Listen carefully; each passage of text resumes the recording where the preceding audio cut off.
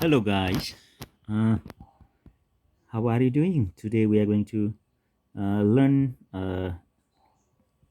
Nepali class 8, grade 8, lesson 3, Devkumari Thapa. So आज हामी कक्षा 8 को पाठ 3 देवकुमारी थापाको यो जीवनी हामीले हेर्न जाँदैछौँ. सो असल बन्न हौसला दिने व्यक्तिलाई प्रेरक व्यक्तित्व भनिन्छ है. यहाँ हामी हौसला पाएर नै हैन असल बन्ने प्रयत्न गर्छौं र आवश्यक कुराहरू सिक्छौं हैन. आवश्यक कुरा सिक्छौं. हाम्रा आमा बाबाहरूले खान हिँड्न पढ्नका लागि हौसला दिनुभयो. त्यसैले हामी यी काममा सक्षम भएका छौं. त्यस्तै शिक्षक साथी आफन्तहरूले हैन पनि हौसला दिने गर्छन्. ओके. विश्वमा समाज, साहित्य र शिक्षाको क्षेत्रमा भने धेरै फराकिला छन्. त्यहाँसम्म पुगेर सबैलाई असल काममा हौसला दिने हैन व्यक्ति थोरै मात्र हुन्छन्. यस्ता प्रेरक व्यक्तित्वमा देवकुमारी थापाको नाम धेरै अगाडि आउँछ. हामीले देवकुमारी थापाको जीवनी पढ्दैछौँ है त. यहाँ उनी नेपाली कक्षा 8 को चाहिँ यो नेपाली लेसनमा छ, पाठ 3 मा. उनी नेपाली साहित्य, समाज र शिक्षाको विकासमा सबैलाई हौसला दिने प्रेरक व्यक्ति हुन्. ओके. सो अहिले यो लकडाउनको समय छ र यसरी हामीले हेरौँ. देवकुमारी थापाको जन्म भारतको दार्जिलिङ क्षेत्र अन्तर्गत खारसाङमा भएको हो. ओके. सो उनी विक्रम सम्वत 1985 वैशाख 2 गते जन्मेकी थिइन्. उनी माता रामादेवी र पिता हस्तबहादुर कटुवालकी छोरी कान्छी छोरी हुन् उनी है. र उनको पतिको नाम बबरसिंह थापा हो. उनी सानैदेखि धेरै प्रतिभाशाली थिइन्. उनी विद्यार्थी कालमा जाँचमा सधैँ प्रथम हुन्थिन्. उनले प्रवेशिका उत्तीर्ण गरी स्वास्थ्य क्षेत्रमा डिप्लोमा गरेकी थिइन् है. उनी विवाहपछि विक्रम सम्वत 2022 मा नेपाल आइन् र विभिन्न क्षेत्रमा काम गर्न सुरु गरिन्. ओके. देवकुमारी थापा बालबालिकाहरू नै देशको भविष्य निर्माता हुन् भन्ने धारणा राख्थिन् र बालबालिकाहरूले नै असल र शिक्षित पार्न साहित्य रचनामा लागिन्. त्यसरी नै बालबालिकाहरूको चौतर्फी विकास गर्न बाल संस्था र समाज सेवामा समर्पित भइन्. र कक्षा 8 को यो प्रेरक भनेको हौसला दिने भयो, निर्माता भनेको बनाउने भयो, चौतर्फी भनेको चारैतिर भयो है त. अनि उनको विचारमा मानिस को मुख्य कर्तव्य सेवा हो र सबैलाई सेवा प्रेरणा दिने हुनाले पुरस्कारको पनि व्यवस्था गरिन् उनले है. र उनी आजीवन सेवामा हिमाल चाहिँ अडिग बनी सबैको प्रेरणाको स्रोत बनिन्. बाल साहित्यमा देवकुमारी थापाको विशिष्ट स्थान छ. उनले नेपाली साहित्यमा बाल साहित्यका धेरै किताबहरू लेखेकी छिन्. उनका बालकथा छोटा र मिठा छन्. तिनमा बालकहरूको स्वभाव, रुचि र बानी व्यवहारको चित्रण गरिएको छ. बाल मनोविज्ञान भनेको बालकको भित्री मनको कुरा बुझेर त्यसलाई प्रस्तुत गर्नु हो. बालक मनको प्रस्तुति भएका कारण उनका कथालाई बाल मनोवैज्ञानिक कथा भनिन्छ. र उनले पनि बालकको अन्तर्मनमा पुगी कथाहरू लेखेकी छन्. त्यसैले यिनलाई बाल मनोवैज्ञानिक कथाहरू भनिन्छ. उनमा असल वातावरण र सकारात्मक सन्देशले नै बालबालिकाहरूको सुन्दर भविष्य निर्माण गर्न सकिन्छ भन्ने विश्वास थियो. र उनको बाल साहित्य सम्बन्धी रचना धेरै छन्. पुण्यात्मा आमा, रामको कथा, कथाको बटुलो, प्रलय प्रतीक्षा, टपरी, भोक तिप्त्री, देवकुमारी थापाका प्रतिनिधि कथाहरू आदि उनका साहित्यिक रचनाहरू हुन्. ओके. उनी सम्पादक रही प्रकाशन भएको हिमाल किशोर पहिलो नेपाली बाल पत्रिका हो. उनले बालबालिकाहरूको मनका भावना बुझेर बाल पत्रिकालाई निकै रोचक बनाउने प्रयत्न गरिन्. उनका रचनाहरूमा राष्ट्रभक्तिको सन्देश पनि प्रशस्त पाइन्छ. उनकै प्रेरणाले नेपाली साहित्य र बाल साहित्य लेखनमा धेरैले प्रवेश गरे। ओके, तल जाउँ है त। देवकुमारीले स्वास्थ्य क्षेत्रमा पनि काम गरिन्। उनले विराटनगरको बाल मन्दिरमा 30 वर्षसम्म काम गरेर असल सेवाको उदाहरण दिइन्। उनले गाउँ गाउँमा घुमेर बालक, महिला, वृद्ध लगायत धेरै अशक्त र बिरामीहरूको उपचार गरिन्। स्वास्थ्य क्षेत्रमा काम गर्दा उनलाई समाजसेवा गर्ने प्रेरणा प्राप्त भयो। उनले हिमाल, महिला सङ्घ, नेपाली साहित्य सम्मेलन आदिबाट समाजसेवा सुरु गरिन्। त्यसपछि विविध सामाजिक संस्थामा काम गरिन्। उनी देश विदेशका विभिन्न कार्यक्रममा सहभागी बनिन्। उनी असहाय, उत्पीडित, विपन्न र रोगग्रस्त मानव समुदायको दुःख पीर हटाउन सधैँ चाहिँ तत्पर रहिन्। उनी विभिन्न सामाजिक, सांस्कृतिक र शैक्षिक संस्थामा पनि कार्यरत थिइन्। उनी विराट साहित्य संस्थाको अध्यक्ष भइन्। बाल साहित्य समाज, गुरुकुल विद्यालय, नेपाल प्रज्ञा प्रतिष्ठान आदि संस्थामा पनि उनी सक्रिय भइन्। यस प्रकार उनले अनेकौं संस्थामा रहेर समाजसेवामा उल्लेखनीय योगदान गरिन्। शब्द अर्थ पनि हेरौँ एकचोटि। कर्तव्य, गर्नुपर्ने काम, दायित्व, असहाय, सहयोगी नभएको बेसहारा। त्यसै गरी यता हामी हेर्यौँ व्यवस्था, बन्दोबस्त, विपन्न, गरिब। देवकुमारी थापा बालबालिकाहरूको हेरचाह र शिक्षामा सर्वाधिक रुचि राख्थिन्। उनी पढाउने काममा पनि ज्यादै सिपालु थिइन्। देवकुमारी सादा जीवन र उच्च विचारमा विश्वास गर्थिन्। सकेसम्म त्यसलाई व्यवहारमा उतार्ने प्रयास गर्थिन्। बालमैत्री वातावरणमा शिक्षा दिन सबैलाई सल्लाह दिन्थिन्। उनको यो विचार र व्यवहारले चाहिँ धेरैलाई प्रभाव पारेको थियो। विभिन्न समारोहमा सहभागी भएर उनले राखेका विचारहरूबाट सबै प्रभावित हुन्थे। उनका विचार जीवन उपयोगी र सारगर्भित पनि थिए। तल पढौँ। देवकुमारीले आफ्नै खर्चमा बबरसिंह थापा सेवागुठी स्थापना गरिन्। उनी बहुमुखी प्रतिभाकी धनी थिइन्। उनले विभिन्न क्षेत्रमा दिएको योगदानको कदरस्वरूप उनलाई उत्तम कुँवर पुरस्कार, प्रतिभा पुरस्कार, महेन्द्र प्राज्ञ पुरस्कार आदिबाट सम्मान गरियो। उनी सेवा पदक, गोर्खा दक्षिण बाहु, रत्नश्री स्वर्ण पदक आदिबाट पनि विभूषित भइन्। उनको कर्मशील जीवनबाट प्रभावित भएर उनलाई विक्रम सम्वत 2055 नागरिक अभिनन्दन पनि गरियो। देवकुमारीले विक्रम सम्वत 2068 वैशाख 22 गते अन्तिम विश्राम लिइन् है त। उनको मृत्यु चाहिँ विक्रम सम्वत 2068 वैशाख 22 गते भएको थियो।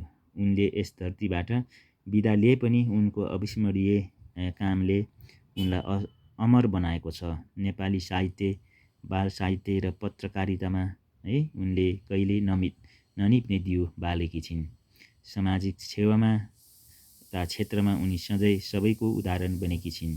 शिक्षा सेवामा उनी त्यसरी नै बालकदेखि वृद्धसम्मका लागि प्रेरक व्यक्तित्व बनेकी छिन् र बनेका छन्। र उनको बाल सेवा लगायत मानव सेवा र राष्ट्र सेवाका निम्ति असल पथ प्रदर्शकको काम गरेकी छिन्। उनको शिक्षा, साहित्य र समाज सेवाको क्षेत्रमा चाहिँ प्रेरणाकी मुहान बनेकी छिन् है त। बनेका छन्। ल अब केही शब्द अर्थ पनि हेरौँ न त तल। अन्तिम विश्राम भनेको मृत्यु, अविस्मरणीय बिर्सन नसकिने, पत्रकारिता भनेको पत्र पत्रिकाको लागि सामग्री सङ्कलन, सम्पादन, प्रकाशन गर्ने काम भयो। अनि पथ प्रदर्शक बाटो देखाउने, मुहान भनेको मूल स्रोत। सो अब के अभ्यास? पाठ पालै पालो पढ र साथीले पढेको पनि सुन भनेको छ। अब यो चाहिँ विद्यार्थीले आफैले पढ्ने हो है। त्यसै गरी यहाँ एक वाक्यमा उत्तर भन भनेको छ है त। अब देवकुमारीको जन्म कहाँ र कहिले भएको थियो हैन? देवकुमारीको जन्म चाहिँ भारतको खरसाङ भन्ने ठाउँमा हैन, विक्रम सम्वत 1985 वैशाख 2 गते भएको थियो भनेर भन्ने है। यो प्रश्नको उत्तर भारतको खरसाङ, भारतको दार्जिलिङ भन्ने खारसाङ भन्ने ठाउँमा हैन। अनि 1985 विक्रम सम्वत वैशाख 2 गते। देवकुमारी थापाले किन बाल साहित्यको पुस्तक लेख्न थालिन्? सो देवकुमारी थापाले किन बाल साहित्यको चाहिँ यो पुस्तक लेख्न थालिन् भन्दाखेरि उनको विचारमा बालबालिकाहरू चाहिँ भविष्यको निर्माता, देशको निर्माता हुन् भन्ने विचार गरेर उनले चाहिँ बाल साहित्यको पुस्तक लेख्न थालिन् है त। देवकुमारीले आफ्नै खर्चमा कुन संस्था स्थापना गरिन्? सो देवकुमारी थापाले चाहिँ आफ्नै खर्चमा हैन बबरसिंह थापा सेवा गुठी चाहिँ उनले स्थापना गरिन् है। बबरसिंह थापा चाहिँ एउटा सेवा गुठी आफ्नै खर्चमा उनले गरिन्। उनकै श्रीमानको नाम हो बबरसिंह, श्रीमानको नाममा चाहिँ उनले। सो देवकुमारी थापा कुन कुन क्षेत्रमा उदाहरण बनेकी छिन् भने चाहिँ उनी चाहिँ अब बाल साहित्यको कुराहरू भयो, नेपाली साहित्यमा, अनि पत्रकारितामा, सामाजिक सेवाको क्षेत्रमा हैन, सबैको चाहिँ उदाहरण बनेका छन् देवकुमारी थापा है। अब यहाँ मुनि के छ? जोडा मिलाऊ। देवकुमारी थापाको जन्मस्थान यो खारसाङ भन्ने ठाउँमा यसरी मिलाउने। पहिलो नेपाली बाल पत्रिका है, पहिलो नेपाली बाल पत्रिका, पहिलो नेपाली बाल पत्रिका चाहिँ हिमाल किशोर है त। देवकुमारीको थापाको जन्मस्थान खरसाङ, पहिलो नेपाली बाल पत्रिका हिमाल किशोर है। मानवको मुख्य कर्तव्य के हो त? यो सेवा। देवकुमारीले 3 वर्षसम्म सेवा गरेको संस्था यो बाल मन्दिर। विराट साहित्य संस्थाको चाहिँ के हो त? अध्यक्ष। यसरी मिलाउन सकिन्छ। जोडा तपाईले मिलाउनुहोस् है। अब यहाँ के छ? ठिक उत्तरको अगाडि ठिक चिन्ह लगाउनुहोस् भनेको छ। देवकुमारी थापाले गरेको नयाँ काम के हो? बाल कथा लेखन, बाल पत्रिका प्रकाशन, बाल नाटक मञ्चन, बाल मन्दिरको सञ्चालन। ओके, देवकुमारी थापाले गरेको नयाँ काम के हो? यो बाल कथा लेखन है। ठिकमा लागेको छ। देवकुमारी अध्यक्ष रहेको संस्था कुन हो? यो बाल नाटक मञ्चन, अन्तर्राष्ट्रिय मञ्चन, बाल पत्रिका मञ्चन, विराट साहित्य संस्था चाहिँ उनी अध्यक्ष भएको संस्था हो है। ठिक। यहाँ अब यति गरौँ। अब यसपछि कोष्टकमा मिल्ने सबै शब्द छानेर खाली ठाउँ भरी वाक्य पुरा गर भनेको छ। असल काममा हौसला दिने व्यक्ति है के हुन्छन् त? थोरै हुन्छन् है। बालबालिकाहरू नै देशको भविष्य के हो त? यो निर्माता हुन्। नेपाली साहित्यमा देवकुमारीको गहिरो विशिष्ट चर्को विशिष्ट हैन स्थान छ। यसरी भर्ने है त। त्यसै गरी के छ त? हिमाल किशोर पहिलो नेपाली बाल पत्रिका हिमाल शिशु बाल साहित्य, यो बाल पत्रिका हो हैन, बाल साहित्य। सो यो हिमाल किशोर पहिलो नेपालीको चाहिँ के हो त? खाली ठाउँमा यो बाल पत्रिका हो भनेर राख्ने है त। सो यहाँ उत्तर लेखा भनेछ। देवकुमारीले बाल साहित्यको क्षेत्रमा कस्तो काम गरेकी छिन् है। उनले देवकुमारीले विभिन्न किसिमको हैन बाल कथाहरू लेखे, साहित्यहरू लेखे, पुस्तकहरू लेखे, धेरै उनले योगदान गरेका छन्। यसलाई लामो तपाईले एन्सर लेख्नुपर्छ पाठ्यक्रमको आधारमा। ओके, देवकुमारीलाई किन उच्च विचार भएकी व्यक्ति भनिन्छ किनभने उनले देवकुमारी चाहिँ अब बाल बालिकाको क्षेत्रमा उनले साहित्यको काम गरे, पत्रकारिताको क्षेत्रमा पनि उनले हात हाले, पहिलो पत्रिका पनि निकाले बाल।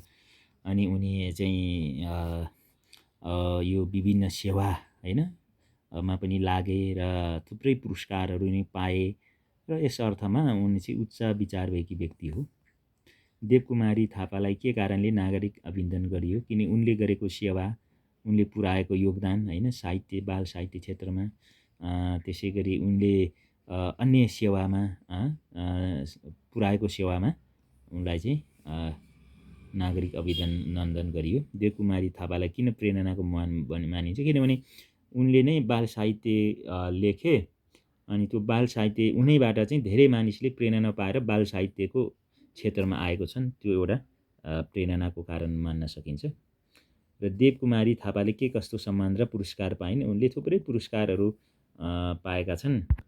जस्तो उनले पाएको पुरस्कार यहाँ हामी देख्न सक्छौँ। उनी बहुप्रतिभाकी धनी, उनको स्वरूप उनलाई यहाँ चाहिँ उत्तम कुँवर होइन पुरस्कार, प्रतिभा पुरस्कार, महेन्द्र प्राज्ञ पुरस्कार आदिबाट सम्मान पाए। त्यस्तै उनी सेवा पदक, गोर्खा दक्षिण बाहु, रत्नश्री स्वर्ण पदक आदिबाट पनि विभूषित भइन् भनेर भनेको छ। र उनले कर्मशील जीवनबाट प्रभावित भएर उनलाई विक्रम सम्वत 2055 सालमा चाहिँ नागरिक अभिनन्दन पनि गरियो भनेर भनेको छ है त। देवकुमारी थापाले के कस्ता सम्मान र पुरस्कार पाइन् होइन, त्यो हामीले त्यो पाएको पुरस्कार रहेछौँ भनिसकेका छौँ। देवकुमारी थापाले शिक्षा, स्वास्थ्य र साहित्यमा दिएको योगदानको चर्चा गर। अनि यो चाहिँ अलिक लामो लङ क्वेसन हो। तपाईँले अब देवकुमारी थापाले चाहिँ शिक्षा क्षेत्रमा कसरी सेवा पुर्याए, स्वास्थ्य क्षेत्रमा पनि कसरी हात हाले, साहित्यमा कसरी उनले योगदान दिए, उनका विभिन्न योगदान ठुलै छ। यसको चर्चा तपाईँले गर्नुपर्छ लामो। पाठको चौथो अनुच्छेद पढी 4वटा बुँदाहरू टिपेर सारांश लेख। यो तपाईँले आफै घरमा होमवर्कको रूपमा गर्ने। अब यहाँ शब्द भण्डार तल छ्यासमिस पारेर विपरीतार्थ शब्दहरूलाई राखिएका छन् होइन। उदाहरण हेरी मिल्ने शब्द छानेर जोडा मिलाऊ भनेछ। उदाहरण जस्तै सक्षमको असक्षम होइन त। शिक्षितको के हुन्छ त यहाँ अशिक्षित भयो। पत्नीको पति भयो। सहायको असहाय भयो होइन। अशिक्षितको कहाँ छ यहाँ अशिक्षितको